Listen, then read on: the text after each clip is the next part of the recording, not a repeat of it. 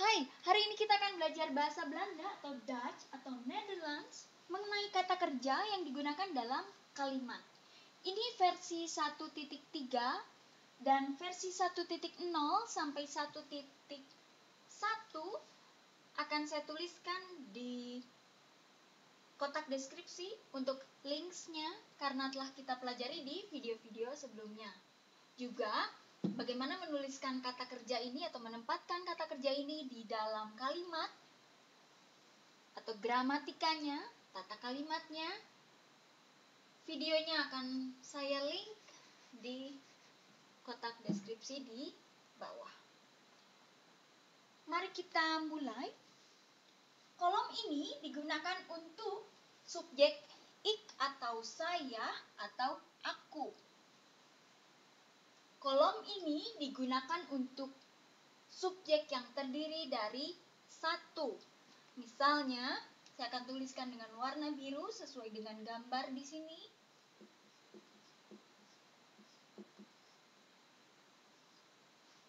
Jij atau je atau u. Jij atau je ialah kamu atau engkau. U ialah Anda. Bisa juga artinya kamu atau engkau. U ini, bila kita baru pertama kali bertemu dengan seseorang, kita tidak memanggil dengan jij atau je. Kita memanggil dengan u untuk kesopanan atau untuk formalitas juga. Misalnya kepada Bapak Presiden, kepada bos kita, dosen kita, profesor, atau di pertemuan formal seperti di rapat atau di konferensi, kita memanggil dengan u. Dan untuk pertemuan kasual, misalnya kita baru pertama kali bertemu di pusat kebugaran atau di supermarket dengan kasirnya, kita memanggil dengan u. Artinya kamu, engkau, atau Anda. Subjek yang terdiri dari satu bisa juga hij atau dia laki-laki, zij atau ze dia perempuan, atau het bahasa Inggrisnya it bisa diartikan sebagai benda ini, benda itu, hewan ini, hewan itu, binatang ini, binatang itu, ya.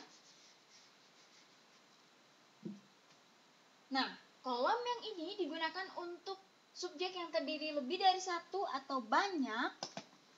Misalnya,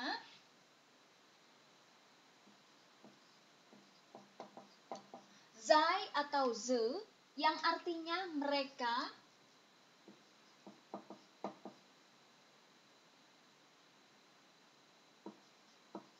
wij atau we yang artinya kami atau kita, jullie yang artinya kalian. Nah, bagaimana membedakan zij atau ze sebagai mereka dengan zij atau ze sebagai dia perempuan?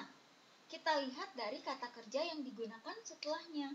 Kalau kata kerja yang digunakan setelah zij atau ze terdapat di kolom ini, berarti zij atau ze adalah mereka.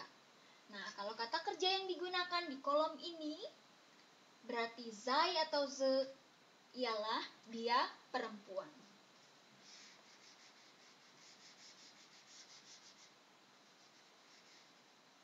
Dan ini terjemahan dalam bahasa Indonesia.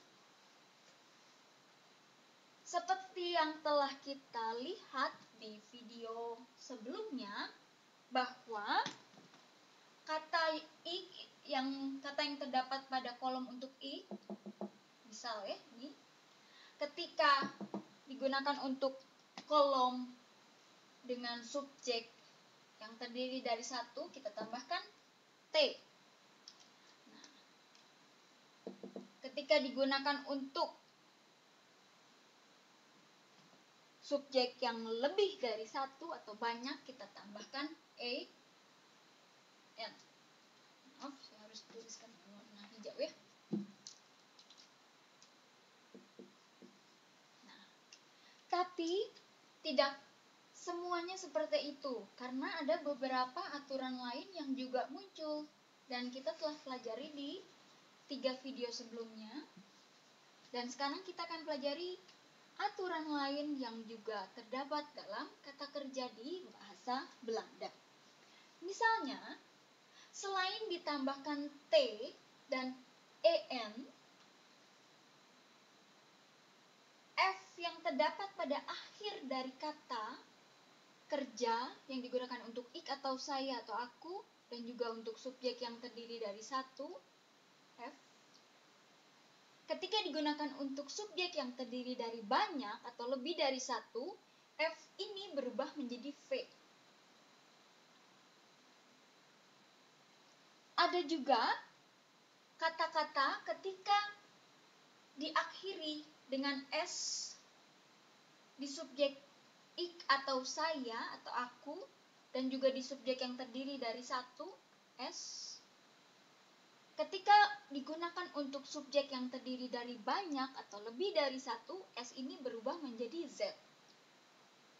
Ya, jadi ada F berubah menjadi V, ada S berubah menjadi Z. Selain aturan dasar yaitu ditambahkan T, ditambahkan EN.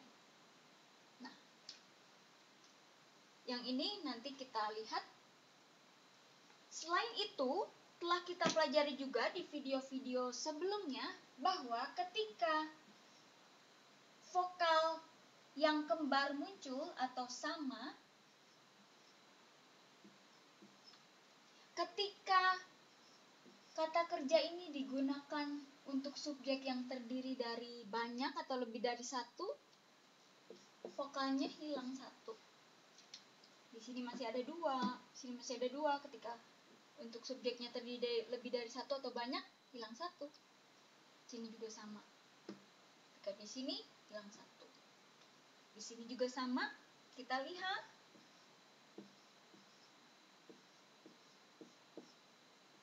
Hanya satu. Ya.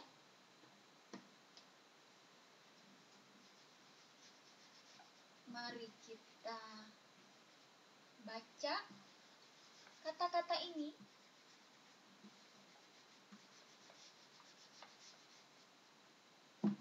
Schrijf, schrijft, schrijven.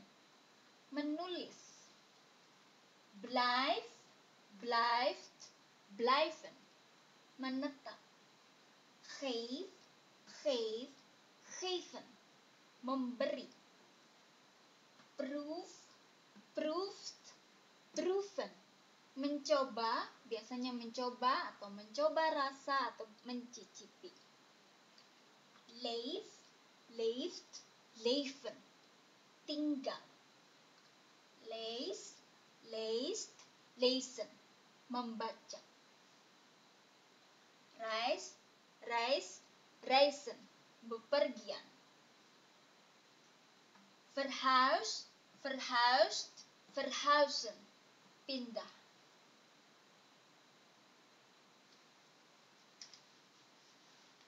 Untuk dua kata ini terdapat perbedaan dalam subjek yang terdiri dari satu. Saya akan tuliskan dengan warna biru muda untuk ini dan warna coklat untuk ini, ya.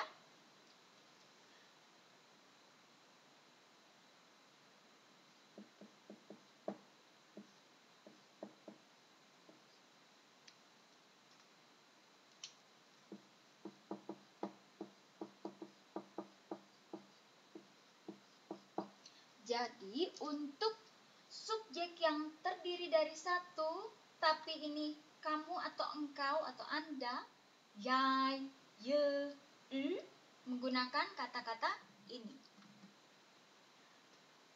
Nah, untuk subjek yang terdiri dari satu, hij, zij, ze, het, dia laki-laki, dia perempuan, atau benda ini, benda itu, objek ini, objek itu, binatang ini, hewan itu, menggunakan kata-kata ini.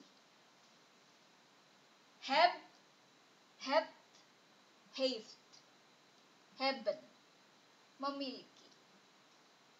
Ben, bent, is, zijn, adalah.